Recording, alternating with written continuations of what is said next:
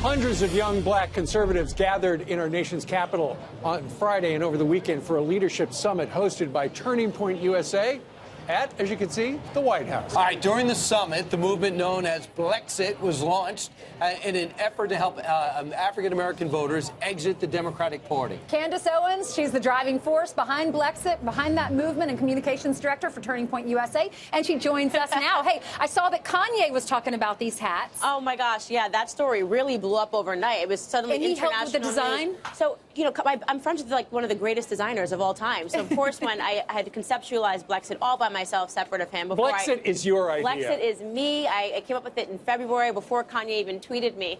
And he's a designer. So, you know, I brought him a hat that I had made, and I was like, do you like this? And he said, no, I don't like it. He goes, no, I don't like it. Like that. And he gave you that. Can you hold that up? No, so he didn't give me this. So he had introduced me to a designer that was making these this calligraphy letters that were based in human beings, which was largely inspired by Uganda. Sure. And he helped me, that designer helped me create an entire font that we then put on hats. So explain for us what Blexit is and how you came up with the idea. You were watching a television. Yes, the black exit from the Democrat Party because it's time that we stop allowing them to use us for votes and deliver none of the promises that they ensure every election cycle.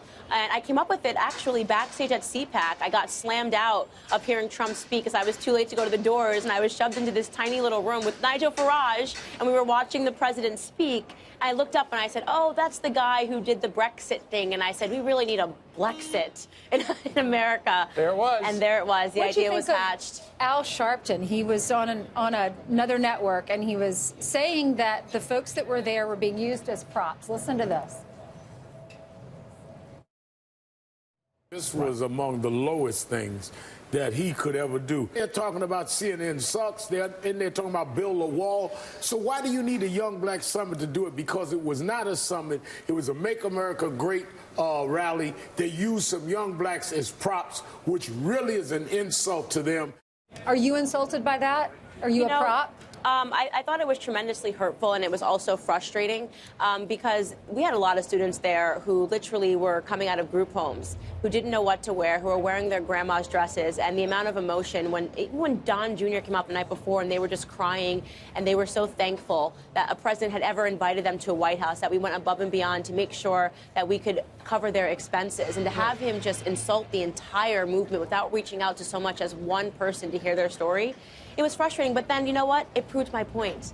Because that's what the Democrats view black people as, props. And so he just stuck them into his narrative. He had no idea. He stuck them into his narrative and his talking point. He did not reach out to speak to any of them because he doesn't care about them. And that's the point that we're trying to get them to understand. And we just met about an hour ago. We met a couple of the young ladies who were there, and it changed their lives. Right. It was completely transformative, a new perspective, and they're feeling tremendously empowered. And I have no doubt that by 2020 there will be a black exodus from the Democrat Party.